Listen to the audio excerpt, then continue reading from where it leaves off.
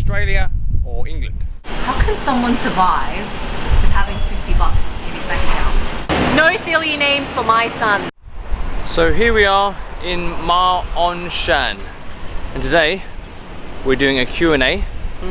We've chosen 4 places to film this Q&A, and these 4 places are places where Jason's lived. Yeah. Because I didn't move that much in Hong Kong. I basically only lived in like 2 places before. This last place, reverse chronological order, is a place where we shared a flat. So when we moved in together, we lived here. Yeah. For how long? 2.5 years? 2 years? No, you got it wrong. It's 1.5 years. Year and a half. We liked it here because it's kind of like very quiet at night, and it's got a really nice water view. This is Ma On Shan. The view is spectacular. Let me show you.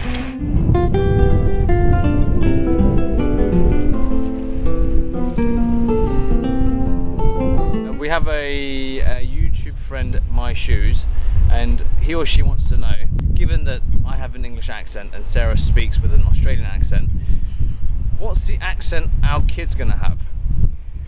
That's a really good question. Because I feel like the Australian accent is pretty cool. Like carefree, laid back. But then the English accent does sound a little bit more sophisticated, okay? Just that little bit more sophisticated. Don't know. He always pays me out for my accent. Oh, Australianisms. See? Oh, So it brings us to the next question of actually where our kids are going to get to school.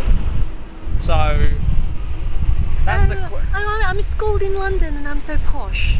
So I'm thinking it would be nice to send him or her to England. Him for now. But my wife, she would really like to send him to Australia. Because See, if you try to, okay, let's just stick with the English accent, because if he tries to speak to our son with an Australian accent like that, our son is going to sound stupid. I didn't say that. Yeah, no, She that's said what that. you sound like. Yeah. So, what do you think? Australia or England? That's too far ahead for us to think where our kids schooled. I'm just going to get through like giving birth and the first 2 months of craziness first. Your cousin's kids and a few of my friends, because their kids watch so much Peppa Pig, they have a really posh English accent. Really posh.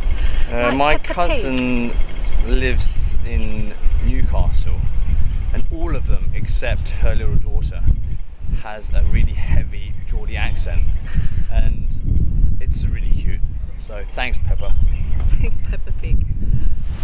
Before we moved to Ma On Shan, we lived in Chun Wan, whatever.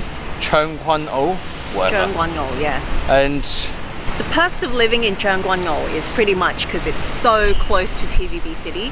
yeah, Yeah. it's convenient, definitely convenient.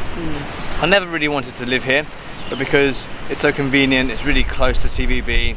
It's quite literally a 5-6 minute drive into TVB. And once you move here, you get lazy because of the convenience, because it's so close. Yeah, so if he's filming really late hours, it takes him like 10 minutes to get home, have a nap. So there's more break time. But one of the downsides of living in Chun Wan is if they ever change the call time, you're the first one that they're gonna call into work because you live so close. So anything happens, they're like, hey Jace, you live so close, come into work. Hey Sarah, can you substitute this person for me? So yeah, good side and bad side, I guess. And also the air here is pretty bad because we're right next to the landfill. Yeah, so it's 10 minutes away from a landfill. It's very pretty bad. crowded. Yeah, very crowded. But I've lived here for 7 years because I had sponsored accommodation for 2 years with TVB because I was Miss Chinese International, and then after the 2 years I moved out into my own little apartment in Chun Wan because it's just convenient, and a lot of my friends live around here. That's why he moved over, because so many hot girls live around Chun Wan. If you want to see some of them, you should come by and walk around here.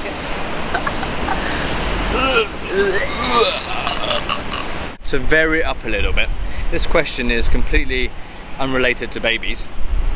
Catalina Wong asked us, this was when we flew to Mauritius, she asked, does Jason do the cleaning at home? That would be nice. And the answer is yes. Yes, he I does do. the cleaning at home. He is the control freak of cleaning. So the whole cleaning department is all his. What department's yours? I'm the cooking, organizing the miscellaneous stuff. Yeah. Events department. Cooking restaurants. Nutrition department. Nutrition. Yeah. We all have our different departments, but cleaning department is definitely his because his standards are so high. So high. I'm a bit anal, sorry. Yeah, I wouldn't mind doing any cleaning, but he'll just end up doing it again. That's what happened initially when we first moved in together. So I was trying to help, but then obviously I wasn't. Washing, the laundry, the mopping. Yeah. You name it. It's my expertise.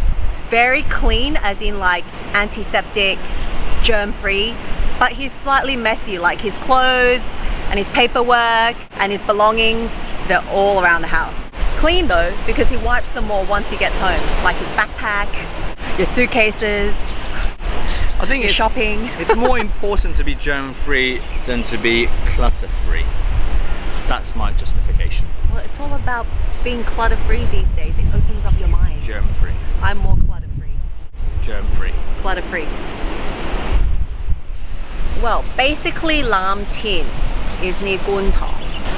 Lambton is kind of when Jason first moved out by himself.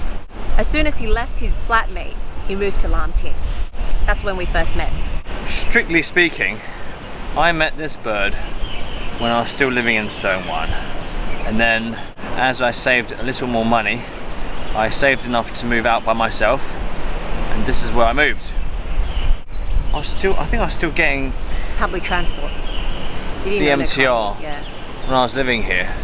And the trek from here to TVB was about half an hour within 45 minutes. So for ease of going to work, I moved. Yeah, even if you got a taxi, it'd be slightly cheaper because you didn't have to pay for the tunnel. And the rent back then was so cheap. Well, I think I paid 8,600 for like 3 or 4 years here, and that was for a pretty big flat. Well, when we first moved out, him from his flatmate and me from the sponsored apartment, we were both worried about not being able to pay rent. So 8,000 back then, even by that standard, was still pretty reasonable, cheap. yeah. 2-bedroom, I remember. 2-bedroom. Yeah. And the view from here of Victoria Harbour is spectacular. I'll try and find somewhere to film it for you guys. Super pretty. When it's sunset here, it's absolutely fabulous. Beautiful. This question takes us back to our pregnancy, and it's from Kaka'o, he or she. She's reminding us not to drink too much Yakult because it's very sugary, very sweet. We don't really. What she does is she opens it up, she drinks maybe 2 sips, and then before she takes a 3rd sip, I finish it all. Yeah. As you guys know by now, and we mentioned many times, Jason's my food police. So basically I won't have the chance to finish one drink, especially if it's like a sugary drink or something that's cold. I'll take a sip and then he'll just snatch it from me. There was one time when I was really craving for smoothie, and I ordered a really good smoothie. Pretty good. I had 2 sips and I was like, oh, yes. And then I was chatting with my friends, and before I knew it, he finished the whole smoothie completely, like gone. I got a bit annoyed. I actually got frustrated. Witness protection for you, man. I said to him, oh my God, it's gone!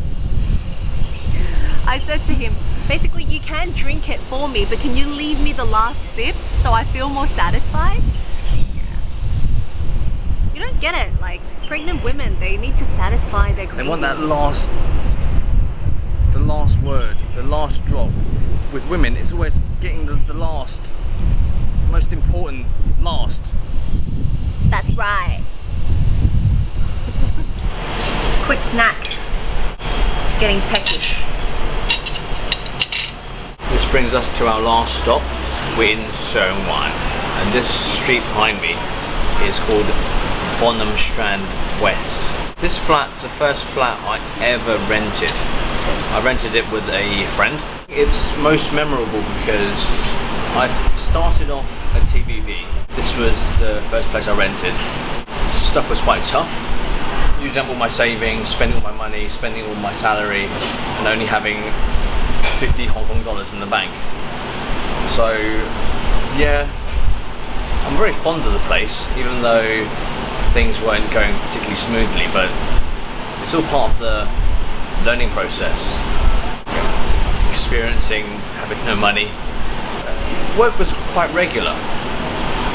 I just made no money. He told me